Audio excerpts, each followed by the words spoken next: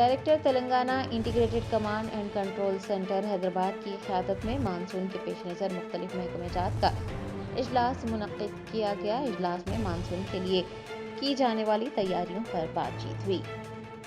تلنگانہ کے بعض مقامات پر مانسون داخل ہو گیا ہے اور ریاست بھر میں بارش کا سلسلہ بھی شروع ہو گیا ہے۔ B Kamalasan Reddy, director Telangana integrated command and control centre نے مانسون کی تیاریوں کے سلسلے میں ایک اجلاس طلب کیا۔ حیدرآباد کلکٹریٹ، محکمہ بلدیہ، محکمہ صحت، ہائیڈرا، فائر سروسز، محکمہ آب رسانی، IMD، SDRF اور دیگر محکمہ جات کے ذمہ داران کے علاوہ سائبرآباد، رچاکنڈا کمشنریٹ کے اعلیٰ عہدیداروں نے بھی اجلاس میں شرکت کی۔ دنیا اسنا GHMC حدود میں 141 مقامات پر سیلاب کی نگرانی کرنے اور ٹریفک کے نظم و نسق پر زور دیا گیا۔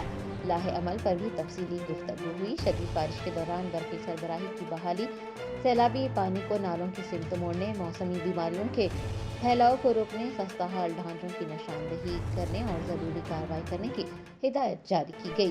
اجلاس میں تمام محکموں کی جانب سے مانسون میں شہریوں کی حفاظت اور بہبود کے لیے ہم آہنگی سے کام کرنے کا عزم کیا گیا۔